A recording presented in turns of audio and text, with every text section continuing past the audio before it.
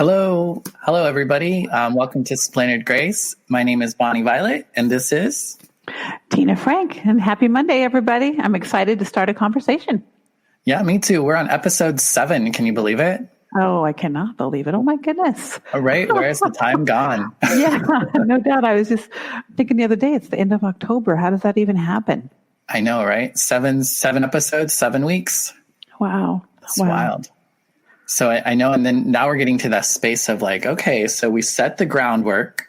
People know us. People know where we're at, I guess. And it's like, okay, so now what do we do? Yeah, it's like, okay, I don't know. Yeah, so we definitely wanted to take a moment to let folks know that we are curious to know how you're experiencing this podcast, and if there are additional topics you would like for us to talk about, or if you have specific questions. Today, this episode is a really great time to do that, but know that we're open to that always. Throughout the week, if you want to reach out to us, or if you just want to bring it up, here in the comments today, whether you're watching us on Facebook or YouTube. We'd love to get your comments. And even if you're not watching us live, maybe you're catching us later in the week, leave your comments. We do, keep an eye out for them and we read them. All of them. They're encouraging to us most of the time. And it's given us an opportunity to make a few connections with people. Some of them we haven't heard from in a while. So pretty amazing.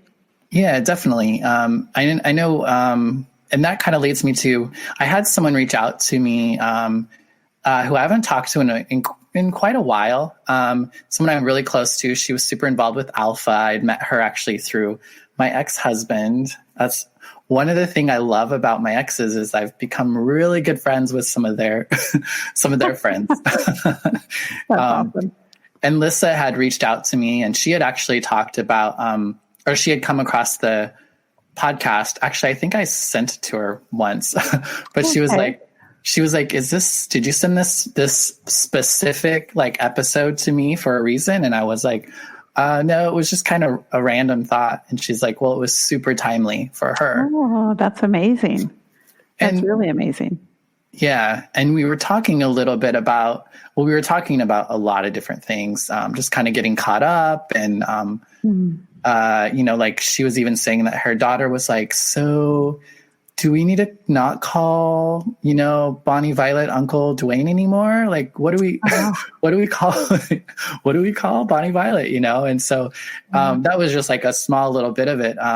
But she was also talking about how she, serves as a chaplain in, Las Vegas at the jail, with women. I believe it is the women's jail, and then men's, solitary. And she was just talking about how that experience was for her, and this idea of she's very much, she's just very removed from that environment and from that sort of, I guess the perception of that she would have, she would end up there. Right. I gotcha. She's, I don't know. I mean, I think people would make a lot of assumptions just like we do with everyone else. And I think most people would think why is she here?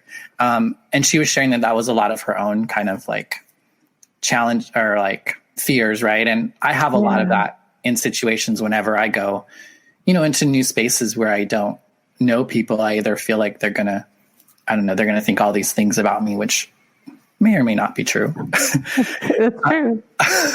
But she was talking about how, she has really people have received her and she's had such a great experience being there.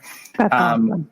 And then we kind of got to this idea of, and I was talking with her a little bit about my gender questioning and naming and all that sort of stuff.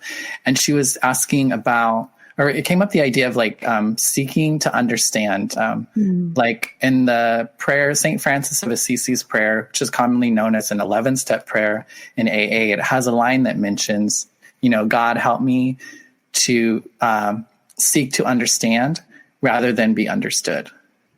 And that got us thinking, is that the goal? Is our goal to understand? Yeah, that's a great question. Just for any area of our life, I think that's the question we should all be trying to answer. Mm-hmm. Well, and I think understanding sounds like, I think it sounds like it's a goal. It's something that just happens and then you're done. But I think that understanding it's an action. Like it's something that almost always has to be happening in some ways, because I agree. Like even my understanding of myself changes all the time. So how can I expect like you to fully understand me right one day if the next day it's going to be something different? And if you take that back to the original prayer, your goal isn't for me to understand you. Right. It's for you to understand and move forward. And if if you become understood, I think that's by grace, by the grace of the situation, the grace of God, who makes you understood to the people around you. I think that's amazing. If we just focused on understanding understanding who we are, or understanding the people around us, then the focus would be gone on ourselves. Because I think when we're trying to pursue something on our own, we get tripped up a lot for ourselves. I mean, not on our own, but for ourselves. Yeah. I mean, I think the big idea, I think it's a great reminder, like whether it's a prayer or a mantra. I know a lot of people utilize these sorts of statements for different ways, but I think ultimately it's just a reminder that like, let me get out of my way here. Let's not make this about me right now. And let's just try to like be present with the other person. Yeah. Rather than kind of figuring out, I don't know, just wanting to be, which is hard because I know it's been hard for me at times, because there's times when, I want to be seen, or I want certain sort of response from people. Sometimes I just want a little attention or whatever. Right. But what that can do sometimes is if I'm not mindful, I could be going to the wrong places to get the wrong sort of like solution. Like people talk about going to the hardware store for a gallon of milk. Like for me, I lacked a lot of emotional literacy, I would say. Like I didn't always know what emotions I was having or what I was going through, and kind of how then do I kind of soothe or address that sort of like feeling or thought or whatever that I'm going through. That this is going to come across probably crass, but I spent a lot of my life learning how not to be controlled by my emotions. And I feel like that statement that you made, it goes along with that. Someone told me a long time ago, or I heard someone say it, and kind of I took it on as my mantra, is that my life is not my own. And I believe that my life was bought by the blood of Jesus. So if my life is not my own, then why am I so worried about it? If my purpose here really is to serve the people around me and to understand and honor the people around me, then why am I allowing all the emotions about me dictating what I do? I'm reminded, and I may have shared this even before, as my grandkids have grown up, they've grown up to that superhero stage. And when we talked about if they were a superhero, what would their powers be? And I shared with mine would be the power to choose, because understanding or being understood is a choice. Do I want to push through and make sure I'm understood, or do I care enough about this person to just understand them and trust that I'll eventually be understood? Right. I think that's a huge thing, a huge growth point. So, yeah. So did you ever have a challenge with your emotions? Oh my goodness. All the time. All the time. I have challenges about my emotions. Just like you said, when you're going into a room of strangers, and especially if you walk in and you're physically different, you think everyone's looking at you and everyone has an opinion. Everyone has an opinion. You just have to decide how you want to react. Okay, obviously they're looking at you for whatever reason, great or negative, who knows? But you can't get caught up on all that. That's an emotional response. If someone says something to you I'll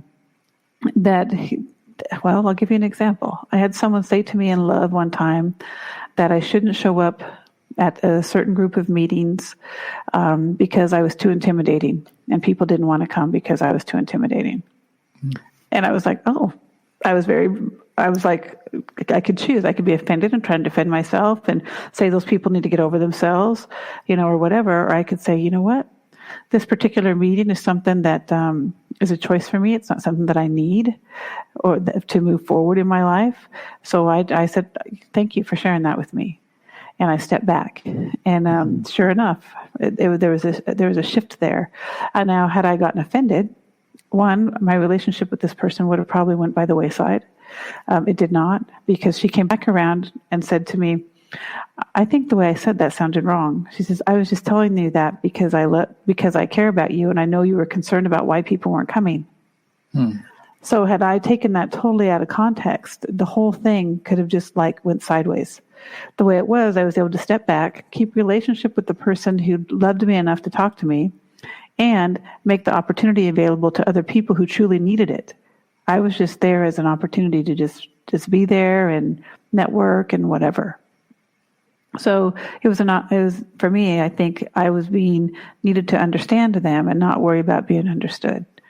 So that was a learning point and an emotional point I had to choose, not how to respond to that.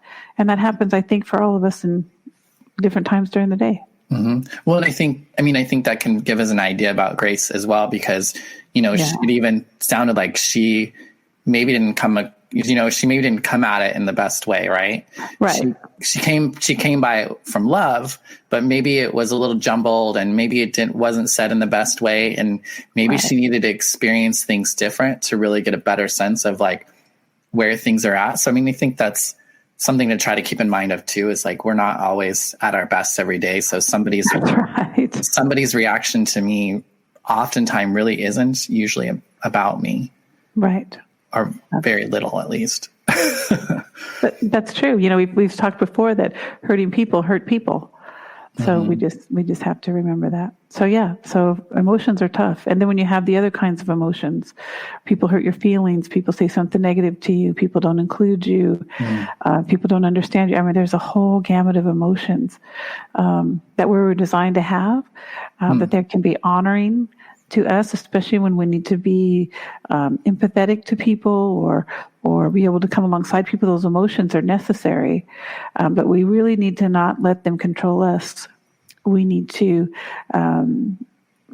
control them with wisdom. Right. Well, for a long time, I also wanted to say hello to Stephen. Hello, Stephen in Chicago on Facebook. It's great to have you join us today. Oh, don't they have snow there? I heard it just started snowing there today. Yeah. This morning I saw someone shared on their Facebook Live.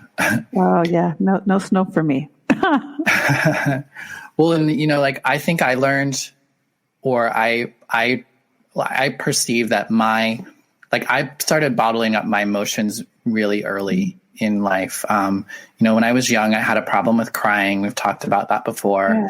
Yeah. And that would just create a whole lot of more discomfort than the crying. Yeah. Right. And I really couldn't control the crying. And I don't know. It's I think I started to learn to try to suppress some of those emotions, some of those feelings, and try to just push them away or not experience them. I think I felt for a long time that my feelings didn't matter in a situation. And I didn't realize it at the time, but somehow along the way, I picked up that my feelings, my emotions didn't really matter.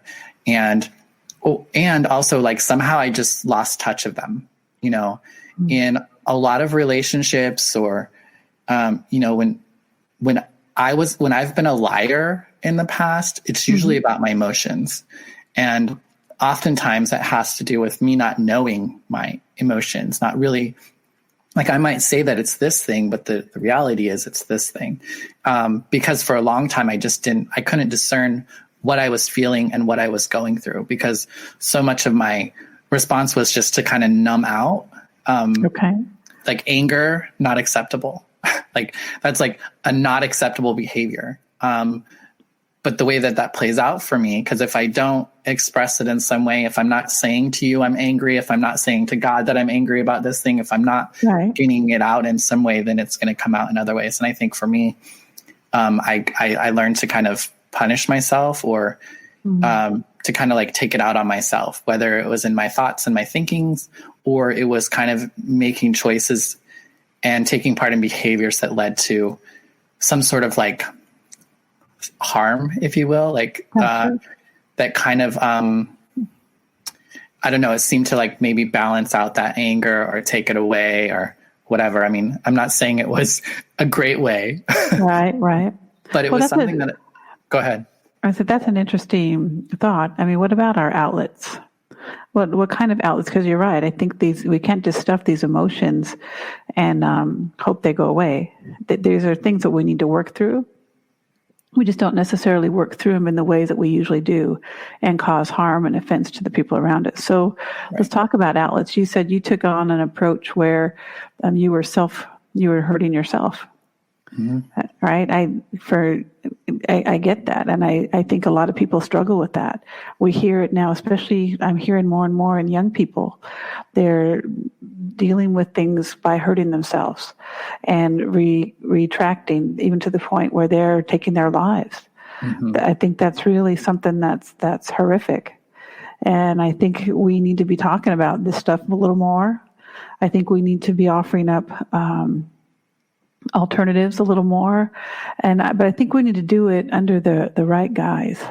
You know, I think there's a balance between my life is not my own and my life has value. So those are both true statements, and the balance is the challenge I think that we're all having, because if you go too far one way or the other, then you're in this huge area of hurt and offense for yourself and for the people around you. So, let's talk about some of those outlets you mentioned, and that one's mine. Mm-hmm. I yell at God sometimes. Right. It's like, come on, I don't have another outlet. I choose not to yell at whoever it is I'm angry at, because I know hurting people hurt people, but this sucks. And I have no issues about telling God. I'll tell him at the top of my voice in the middle of the day. I don't even care. And here's the thing. I think God wants us to do that, because that's truth. We've talked about that before. We want to live in truth. We don't want to hide our emotions. But I think it's that moment that we can start to work through it. Get it out there. And I believe that God is the only one who can really, truly help us work through that moment and gain a perspective where we can move forward. Now, he's going to do that directly, and he's also going to do it by the people that he puts around us. But I think there does have to be a voice for that, but a loving voice, not an angry voice, hateful voice, or an offending voice. Yeah.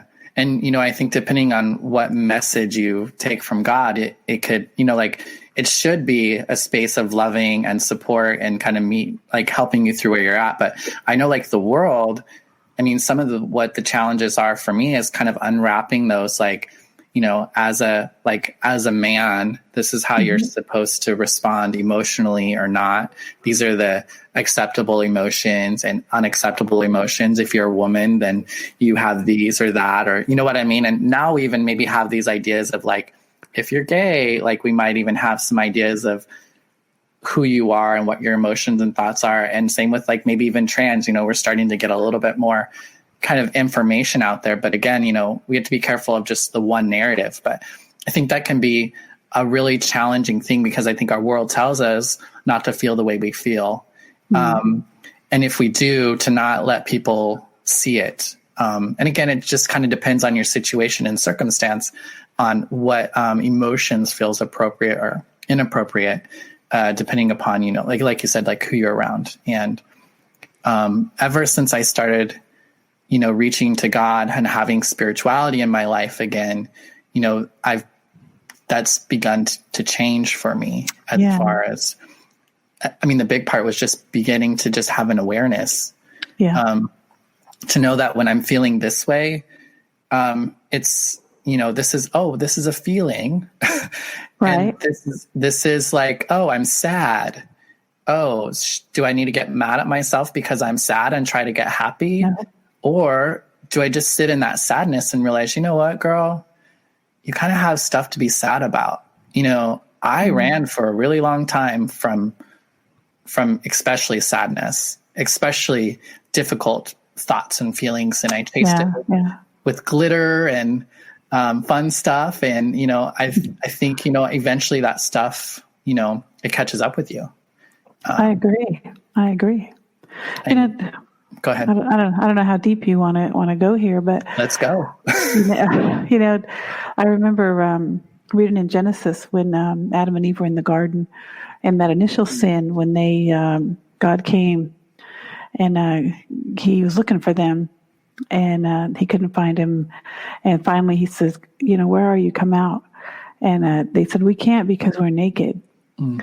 And I'll never forget this when the Holy Spirit landed this on my heart. And God said to them, "Well, who told you you were naked?" Mm. And so when I'm faced with an emotion like that, a sadness, an inferior type motion, or a not understanding what's happening, at first, that's the first question I ask myself, well, who told me this? Mm. And my gauge on who told me this, it's not necessarily a person. Sometimes it is, because I think there are some times when we have to consider the source that we're hearing from. But sometimes I think, so where did I hear this from? Did I hear this from a viable place? And for me, that only viable place is my Bible, because I believe those are the words of my Creator. He created me. So do I find this in the pages of the Bible? Who told me this? Who told me I needed to be sad in this instance? Mm. Who told me I was less than? Who told me that because I like glitter, that's wrong? Who told me that I couldn't cry because I'm a boy? Who told me I couldn't do this or that because I'm a girl? Who told me that? Because those are not the words of my Creator. And right. we talked about this a few episodes ago, the difference between life and culture. And I think this is on that again and again. When we can assess the words of our Creator, they're always going to bring us to a place of life. Mm. They're not going to bring us to a place of culture. A lot of times it's going to be counterculture, and that's going to require us to make a choice. And there we go, back to that superpower. You can use your superpower to choose above the cultural standard and choose life. You can choose to stay trapped in that culture and then walk through the damage that's going to bring, because there's going to be damage. The good news is, no matter what we choose, there's always grace on the other side. Mm-hmm. The choice that we make is part of the journey that we're about to go on.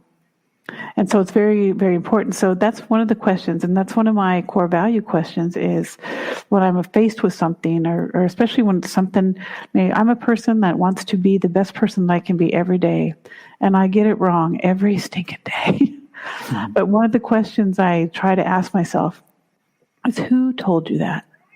Mm-hmm. And if it's not someone that loves me, or someone that I love, or someone that came from my Creator, then I kind of set that aside. And I strive every single day to live a life full of joy, because happiness is cultural, joy is eternal. Mm. And so I don't need to be happy. I need to be joyful. And joy is a choice, no matter what situation I'm in. You can read books about all these people who chose joy and chose that these people weren't going to bother them, no matter what their circumstance was. That's a joy choice. Yeah. That's not a happy choice. And so I just want to encourage you and anyone else that, man, we got to ask ourselves that question. Who is telling us these things about who we are, outside of who we know we are to be, and outside of what our Creator says about us?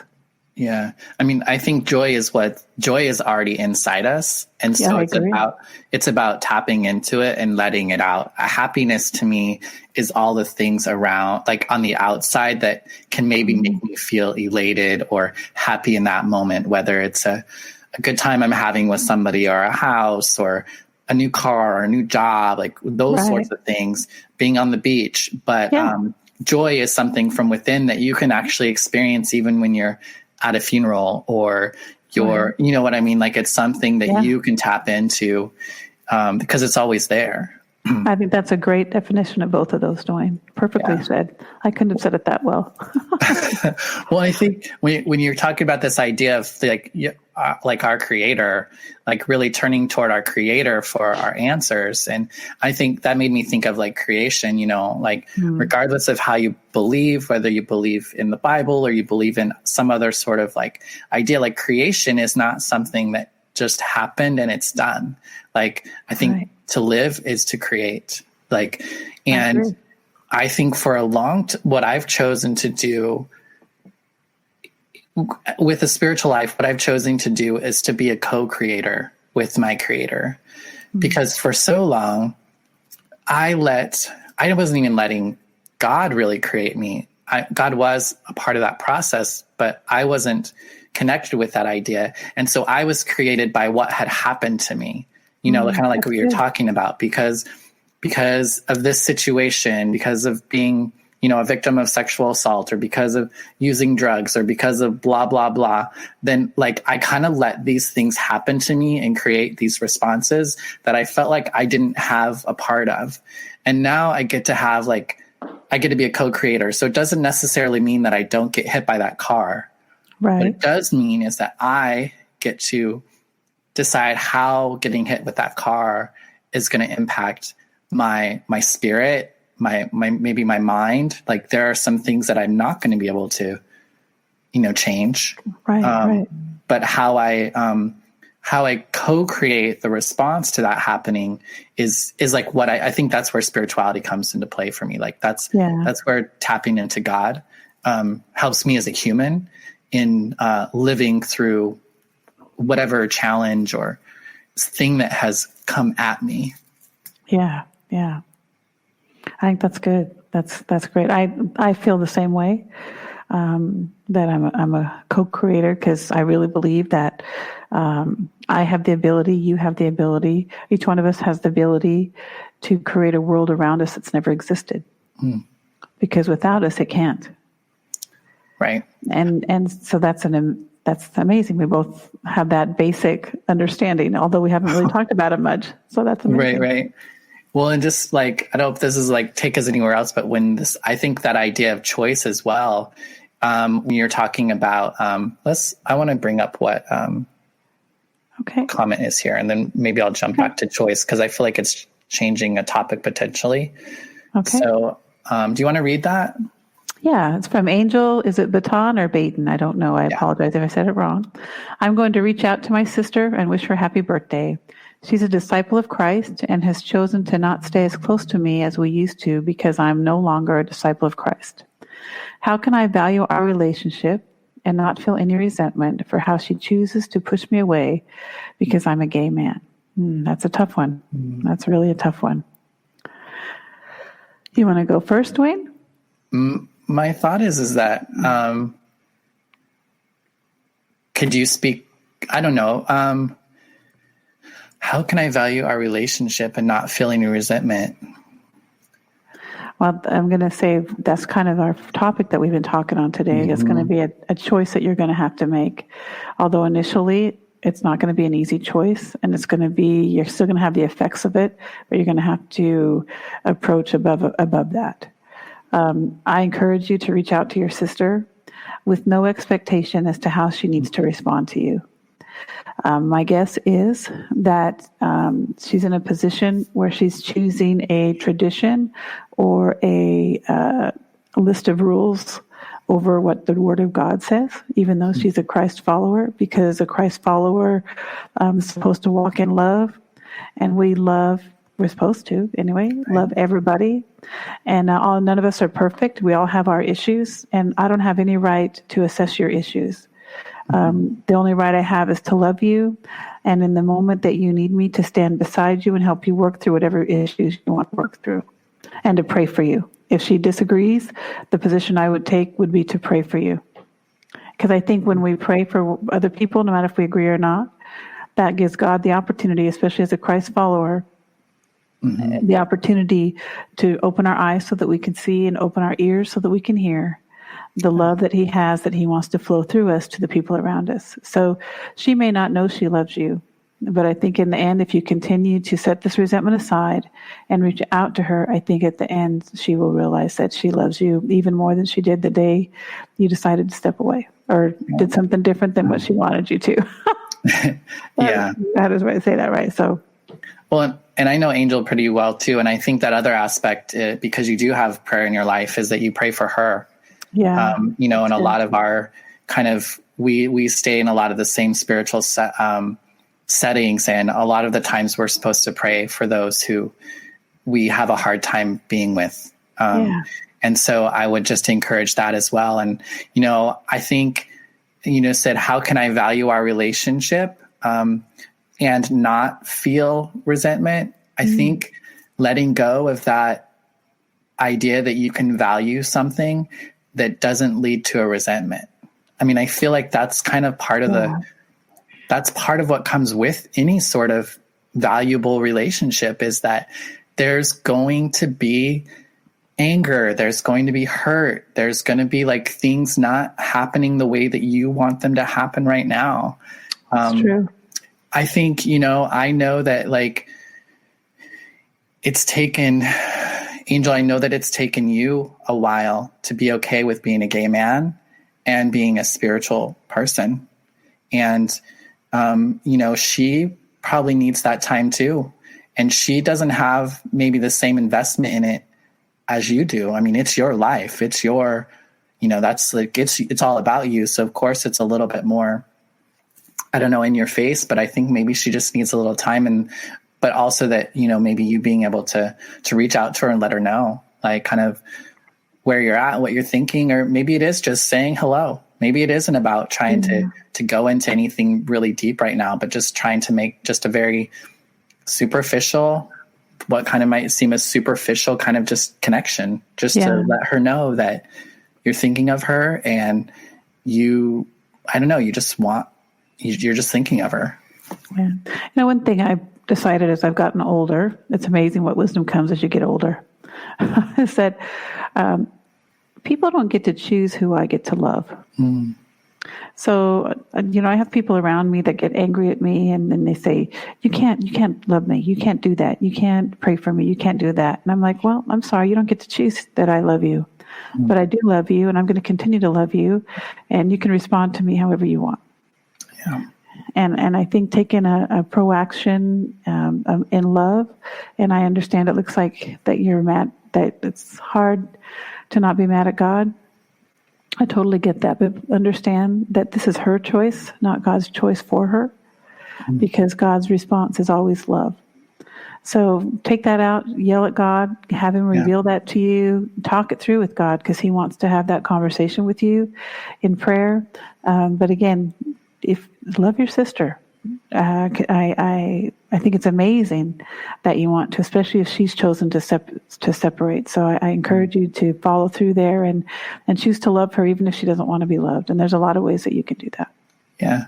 And I think the other part of that is just to kind of do your work, do the work that you need to do on you so that you can show up in the best way that you can, because I feel like part of that is understanding, what's our part in this relationship? Like, is there a possibility that she feels the same way about you and she just doesn't know how?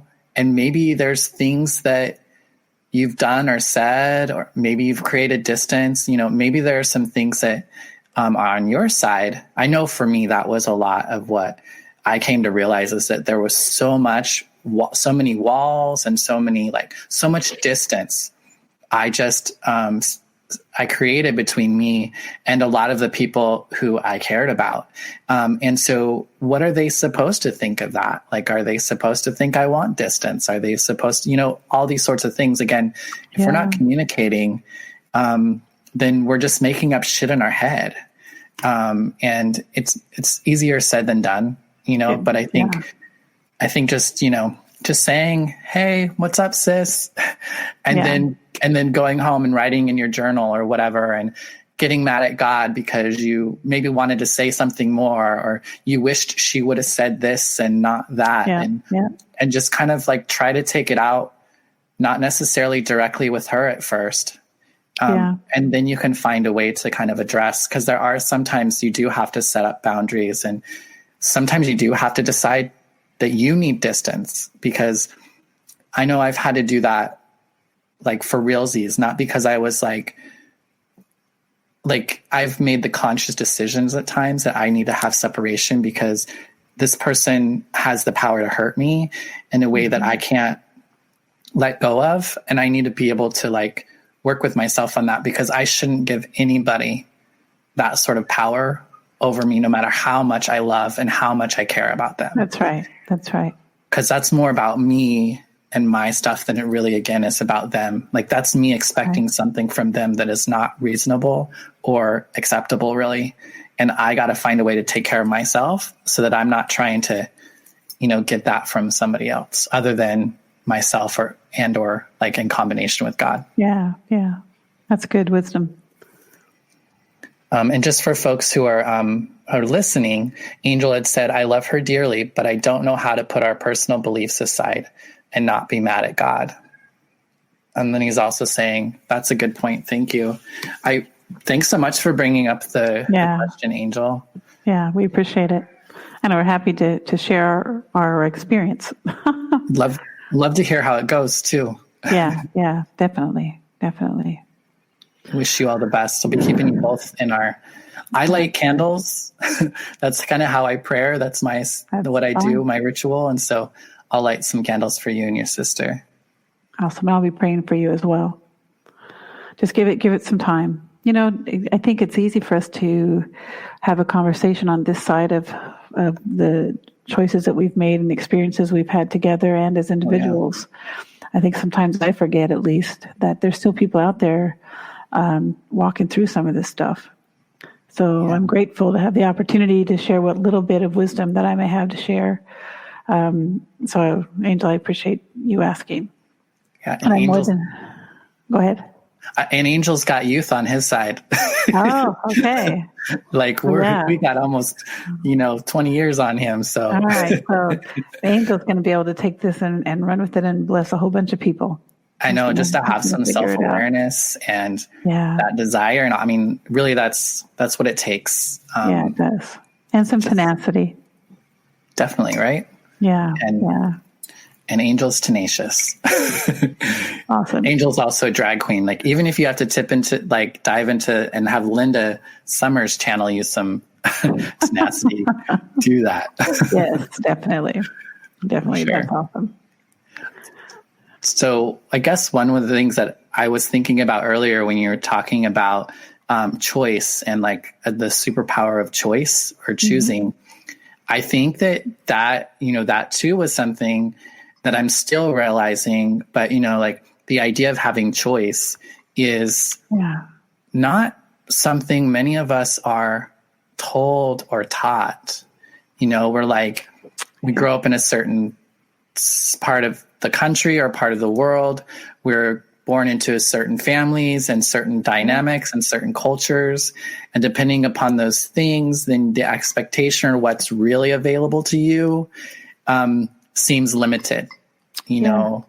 And sometimes that does have to, that has to do with geography. It has to do with age. It has to do with race at times. It has to do with income, education, all these sorts of things that cause us to believe or tell us that we don't have choice. Now, we might not always have the choices that we want in this particular moment, but that doesn't mean that those can't become, you still can't choose to work toward it or experience it. Right. The whole list that you gave is a list of culture, not a list of life. And we got to remember that so culture sometimes is what we fall back on because it's what we know. It's our comfort zone. It's the space that we've created for ourselves. And my parents couldn't give me anything but the culture that they had, especially if they also didn't understand their power of choice. This understanding of the power of choice was a process that I had to learn. And I only was able to learn it by going through some crazy stuff and by realizing, hey, I'm out here by myself. What happens if the worst case scenario happens? What am I going to do?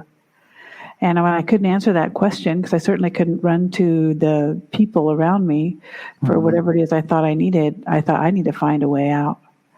And when I had given my life to the Lord when I was in high school, but I had lost all of that in the process and the crazy of chasing culture.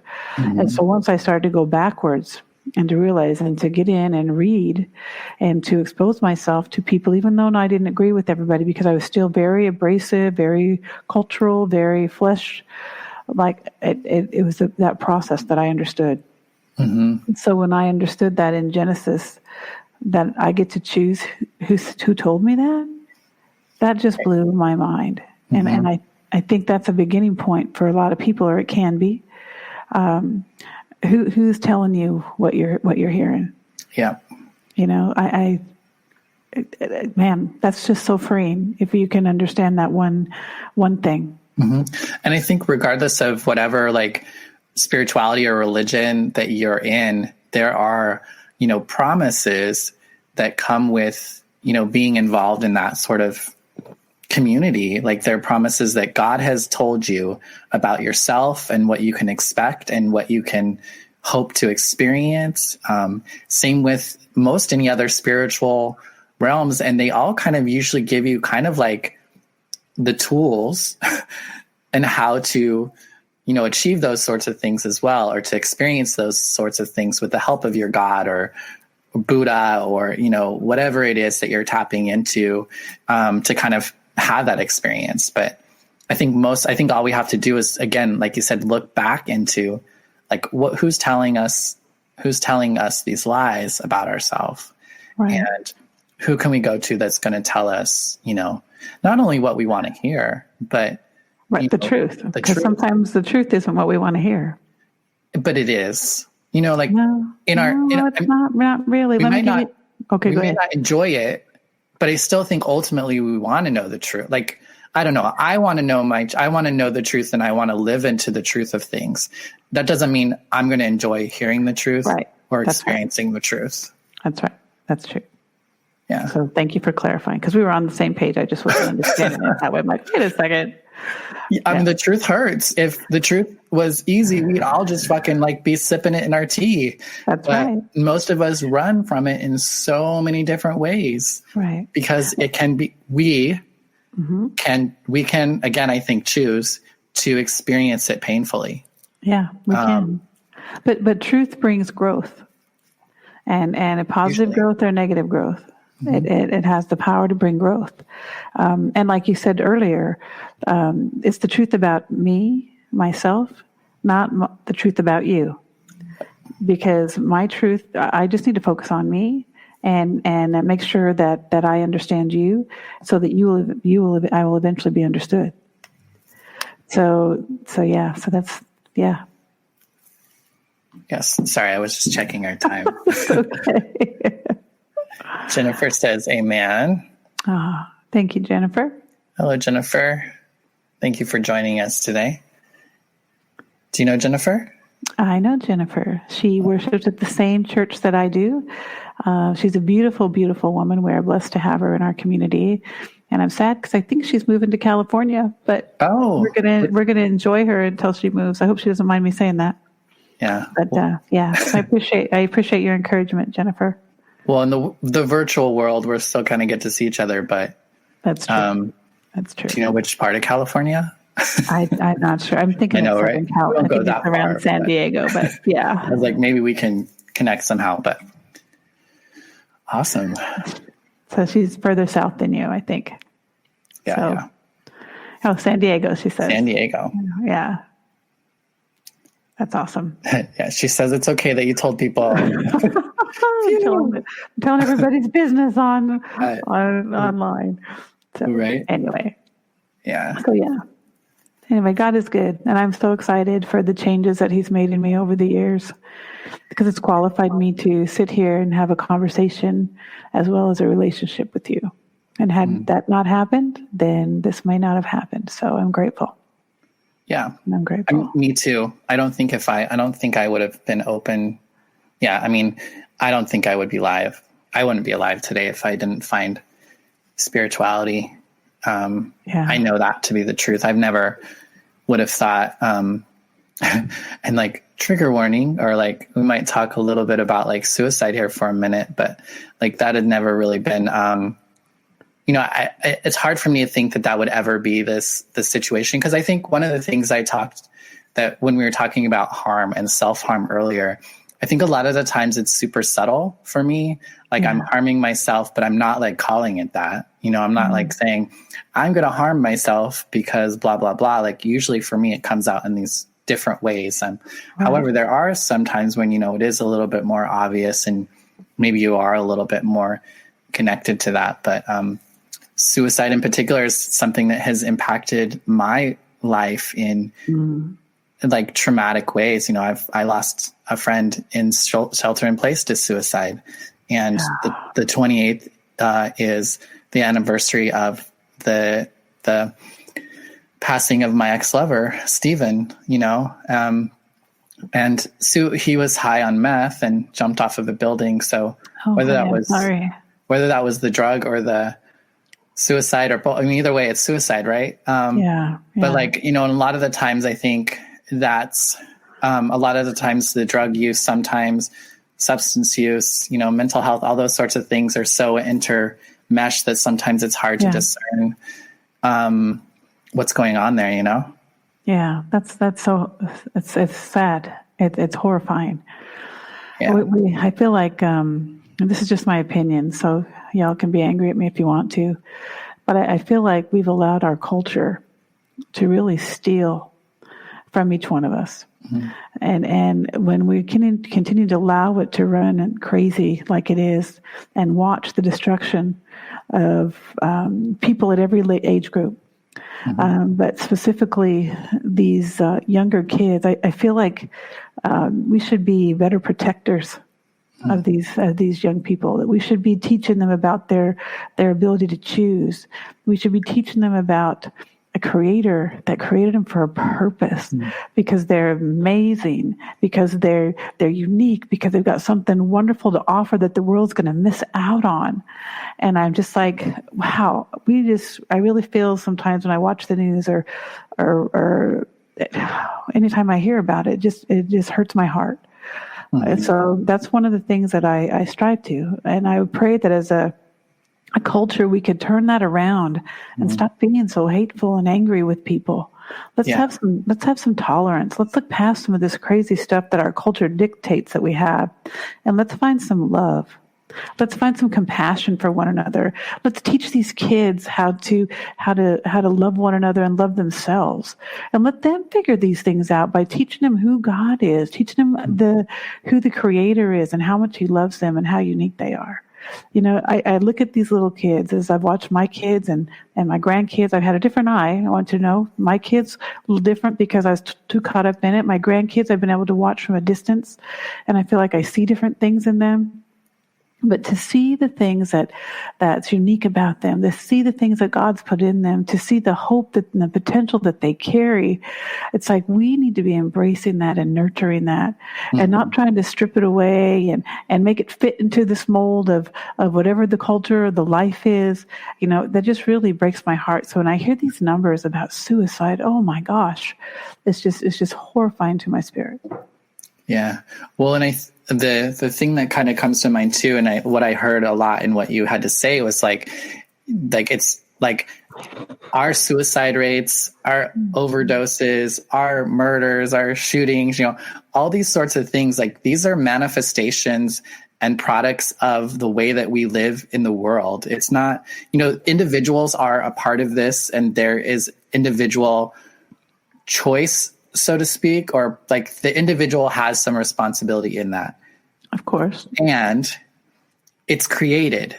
Like, it's not just something, I think if we weren't influenced by those things, whatever it is, whether it's chemicals in our brain, whether it's the home that we live in or the city that we live in or whatever the situation, like those sorts of results wouldn't be happening I believe if we could create an environment and a community in which people don't need to experience life in that way. You know what I mean? And so I think looking at it and thinking like, okay, we see all these things happening and thinking like, oh, well, that person needed to, or that person needed to. It's more of like, okay, so what can we do? What needs to change in the world so that we can begin to have different results as a people? Like, I believe in oneness. I believe that we're all connected and that, like together we're one, and that's how even God created us. Right. And so, like I need to if it's important for me to be well, it's important for the people around me to be well. And if they're not, what can I do about that? If I can do about that, not in a way of like savioring, but just in like an honest way of like, what is my part? And I think for me, generationally, it's like, what can I do different? Kind of, I think even for you, and I think for most people, it's like, what can I do different for those younger than me than what was afforded me at their age or that time? Whether that's through my kids as a parent or my grandkids as a grandparent, or like for me, I don't have children. I don't have that sort of experience, but I do have opportunities with working with people who are at a different place in life, where maybe I'm a little further ahead than their experience, whether it has to do with age or whatever it is that they're going through.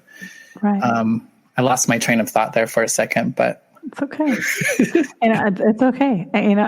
We just have to be aware of the people around us, and we have to be aware. And for me, I think prayer changes things. And so when I feel like there's not something tangible that I can do for you, then I'm going to pray for you. And I believe that prayer changes things. I believe prayer changed me personally. I believe prayer has changed my family and the people around me.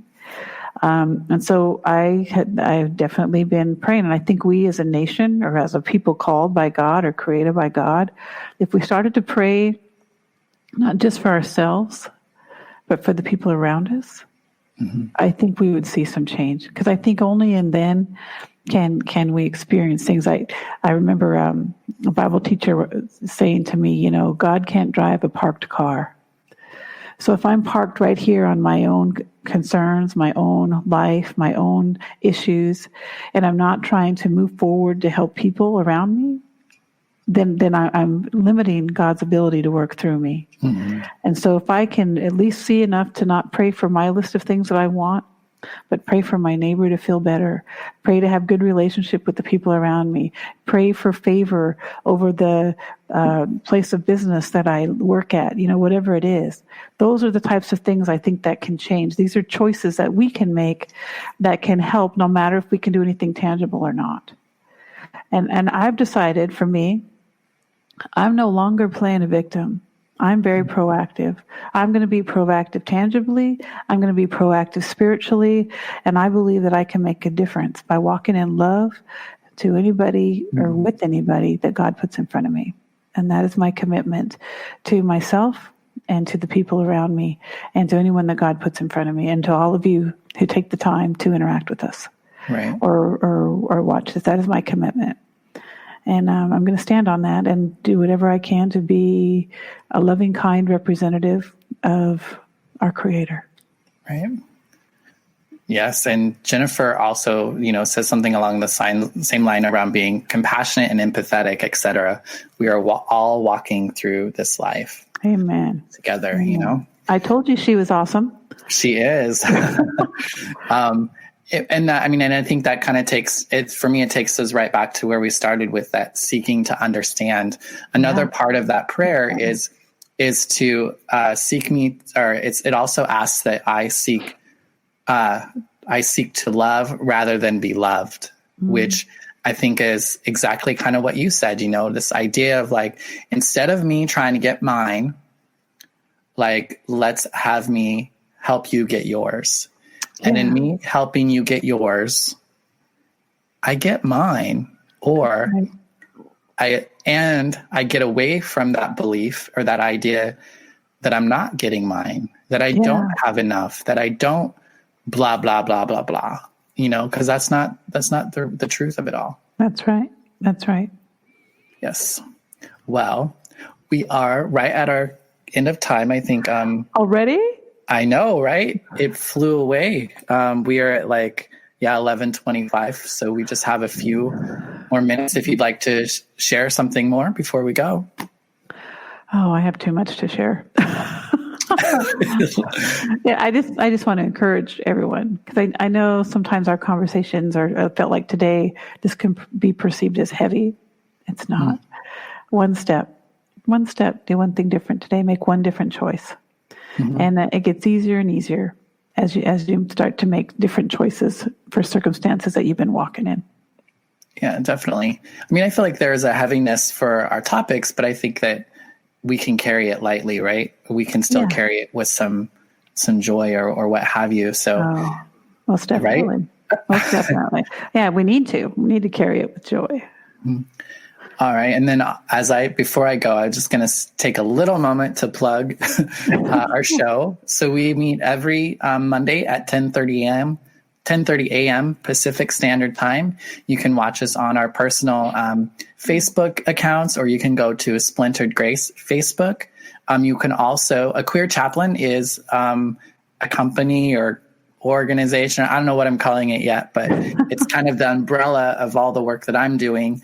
And so it's kind of supporting this podcast to some degree. Yep. And so we have a YouTube channel. A Queer Chaplain has a YouTube channel in which you can watch all of the episodes as well. So if you've missed previous episodes and you're challenged with finding them on Facebook or wherever you're watching us, you can also find them on YouTube. Also, if you prefer, if it might be easier to listen to us, we do also have a podcast. So anywhere you listen to a podcast, just look for Splintered Grace. You can find us on Apple, Amazon, iHeartRadio, any of those places. You should be able to find us. And yeah, please, if you do, write some reviews for us, give us some stars.